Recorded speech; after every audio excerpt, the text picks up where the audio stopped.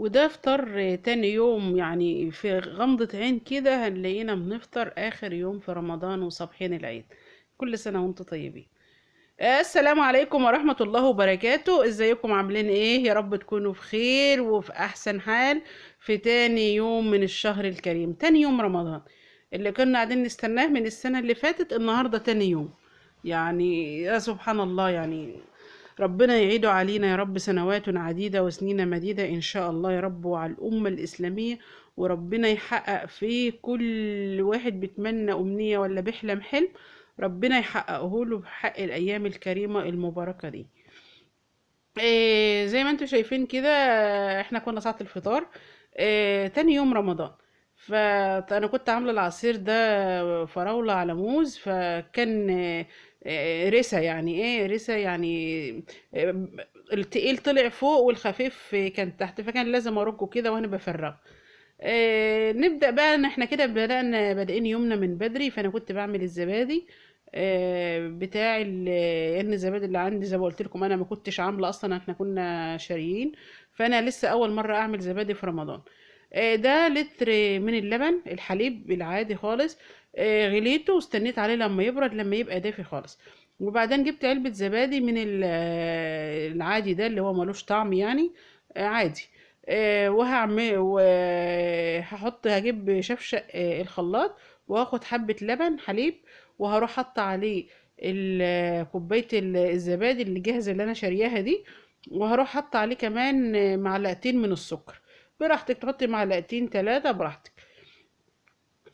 هبدأ بقى يعني اشغل الخلاط عليه، اخلطه في الخلاط يعني. وبعدين هجيبه بعد ما اخلطه كويس قوي، ادوبه. يعني لو انت عايزه تدوبيه بالمضرب كده مع اللبن براحتك، بس انا بعمله في الخلاط بيبقى احسن. وبضمن ان ما يبقاش يعني كله اختلط مع بعضه، ما لقاش زي زبادي قطع لسه ولا حاجه. اهو زي ما انتوا شايفين. وبروح قلباه على كميه اللبن اللي عندي، واقعد اقلب فيها كويس قوي على ان كله يندمج بقى، كله يندمج مع بعضه. اه لازم اتاكد ان الخليط اللي انا عملته ما نزل مع اللبن كله بقى يعني حاجه واحده. دي بقى البولات اللي هعمل فيها الزبادي. هي صغيره شويه او واطيه شويه، بس ما كانش عندي البولات دي، ما بعملش. انا كنت بعمل قبل كده في الكوبايات اللي هي الازاز، بس ما عنديش انا كوبايات ازاز، فجبت الاطباق دي اعمل فيها. المهم جبت صينية وحطيت فيها البولات دي وهملاها زي ما انتوا شايفين اهون. وهروح جايبة ده خل. طبعا الخل ده انا هحط نقطة في الصينية، علشان معلقة يعني في الصينية، علشان ما تبقعش لما انزل عليها بالمية السخنة. ما الالومنيوم الصينية الالومنيوم ما تزرقيش. وانا مشغلة الكاتل في مية مش مغلية، ما بتوصلهاش لدرجة الغليان، بس بتبقى سخنة. سخنة سخنة تقيل يعني، سخنة شوية. وبروح حاطه الصينيه وحاطه الميه في الصينيه لحد نص البولات.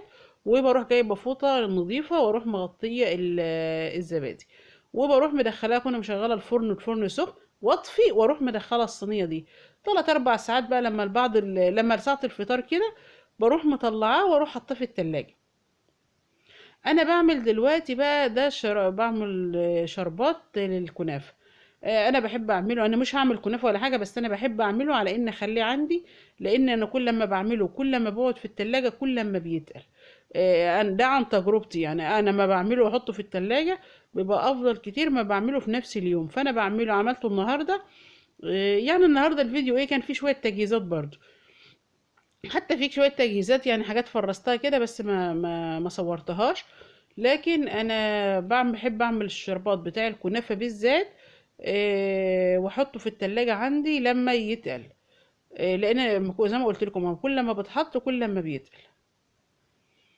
ده بقى حطيت 3 كوبايات من السكر عليهم 3 كوبايات من المية. لان هنا هو بشربات الكنافه بيبقى وسط، ما بيبقاش تقيل قوي بس بيبقى وسط. هو بحطه في التلاجة قوامه بيبقى حلو قوي قوي. وبروح اخدها حطها على النار. وهنشوف دلوقتي هنعمل له، هنضيف له كمان حاجه هنشوفها دلوقتي هي ايه. ده بقى الفطار بتاعنا. انا جبت حله وحطيت فيها حبه زيت، ورحت نازله باللحمه على اني اشوحها. بديها تشويحه حلوه قوي لحد ما تغير لونها. و يعني اقلبها كويس قوي. وانا مش كده كده مشغله الكتل على الميه السخنه، لان بعد تشويحه اللحمه لازم انزل عليها بميه سخنه، ما ينفعش انزل عليها بميه بارده خالص، لان ده بيفرق في تسويه اللحمه وبيفرق كمان في طعم الشرب. ودايما لما بتحط ميه سخنه على اللحمه بعد ما تشوحيها، قد ايه بتديها طعم حلو للشوربه، وما بيبقاش فيها ريحه زفاره ولا اي حاجه. اهي اللحمه كده غيرت لونها اهي، اديتها تشويحه حلوه قوي.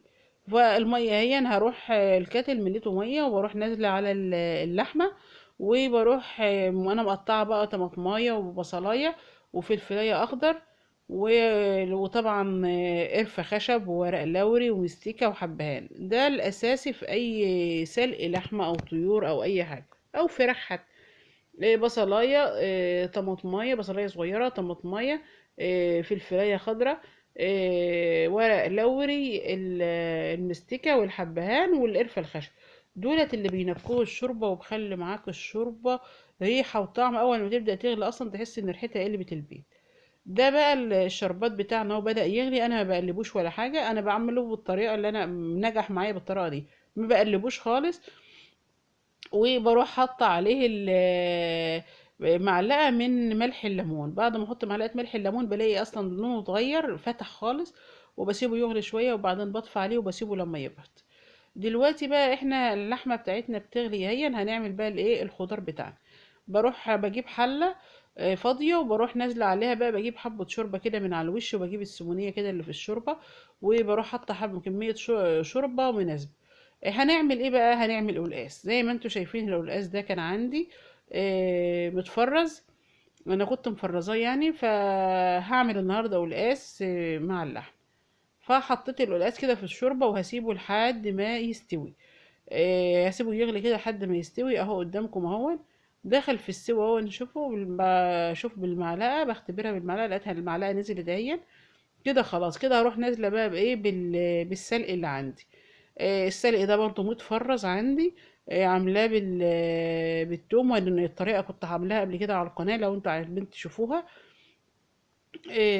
بحط بقى يعني ايه، كم باخده بقطع كده بالسكينه كميه مناسبه من القلقاس، بنزل عليها من السلق، بنزل على القلقاس به، وبقعد بقى ايه اقلبها كده اهو زي ما انتوا شايفين، هقلبها كده بالراحه لحد ما تدوب كده معايا، والاقي بقى اهو شوفوا لونه عامل ازاي. دلوقتي بقى هعمل الطشه. جبت طاسه وحطيت فيها حبة زيت، وحطيت معلقة توم، التوم اللي عندي ده برضو متفرز، فهبدأ أفكه كده في الزيت اهو لحد ما ياخد لون. هتلاقي ريحته أصلا بدأت تطلع، واللون برضو يبقى لون يدبل، ويبقى لونه ياخد لون ذهبي كده خفيف، يعني لون أصفر خفيف. وبروح نازلة بمعلقة كبيرة من الكزبرة، بعمل طشة زي طشة الملوخية. هبدأ بقى اقلب الكزبرة مع التوم تقليبة حلوة قوي، بشوحهم كده مع بعض لحد بقى ما الكزبرة والتوم يبقوا ريحة واحدة وياخدوا لون خفيف كده. وبعد كده مش هجيب الحلة واهو، وهروح نازلة بالطشة كلها على القلقاس بتاعي اهو. بقى طبعا يعني احنا كعادتنا كل الستات لا لازم نجيب حبة كده ونحطهم في الطاسة، ونقلب الطاسة عشان ما يبقاش فيها اي حاجة ولا اي، حتى لو حاجة صغيرة كده لا، لازم نعمل العملة دي في اي طشة اهو. وبروح مرجعها تاني الحلة، وبروح اديها تقليبة بقى حلوة كده اهو. كده خلاص استوت معانا. عاملة بقى سلطة ومخلل. وده كان اليوم بتاعنا النهاردة، تاني يوم رمضان. أشوفكم إن شاء الله في فيديو جديد. مع